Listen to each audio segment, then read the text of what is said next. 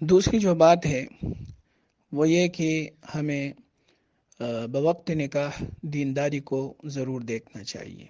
آج کل یہ کنسیپٹ بن چکا ہے کہ بھئی مال کو دیکھو، حسب کو دیکھو، خاندان کو دیکھو، اور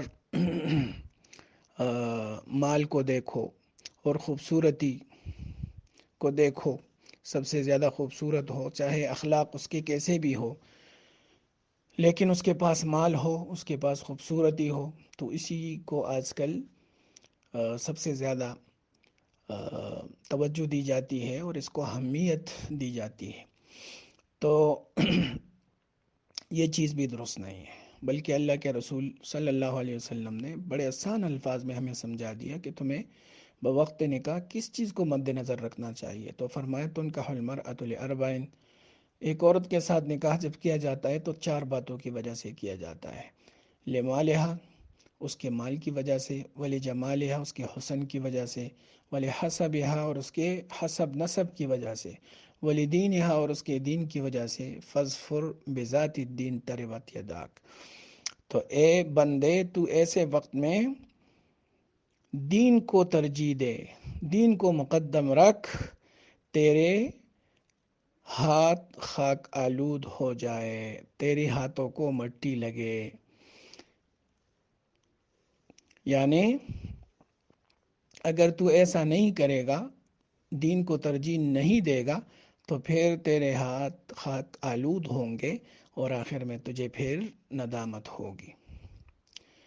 تو اس وجہ سے آج کل مرد میں بھی عورتوں میں بھی یہ جو کنسیپٹ بن چکا ہے کہ بھائی فلاں جگہ حسن بہت زیادہ ہے، مال بہت زیادہ ہے، لہٰذا وہاں رشتہ کرو، تو یہ چیز خطرناک ہے۔ دینداری کو دیکھنا چاہیے، اور پھر دینداری میں بھی اخلاقیات اور معاملات کو بنیادی طور پر پرکھنا چاہیے۔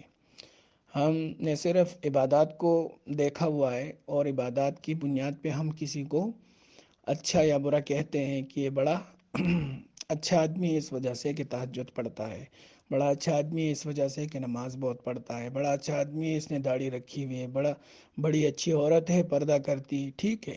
ان چیزوں کی اپنی جگہ اہمیت ہے، لیکن یہ تیسرے نمبر پہ ہے۔ پہلے نمبر پہ انسان کے معاملات ہیں، اس کا لوگوں کے ساتھ لین دین کیسا ہے، حلال اور حرام کا خیال رکھتا ہے کہ نہیں رکھتا، وہ کہیں حرام کی نوکری تو نہیں کرتا، وہ کہیں غلط طریقے سے لوگوں سے پیسے تو وصول نہیں کرتا، رشوت کے ذریعے سے، سود کے ذریعے سے۔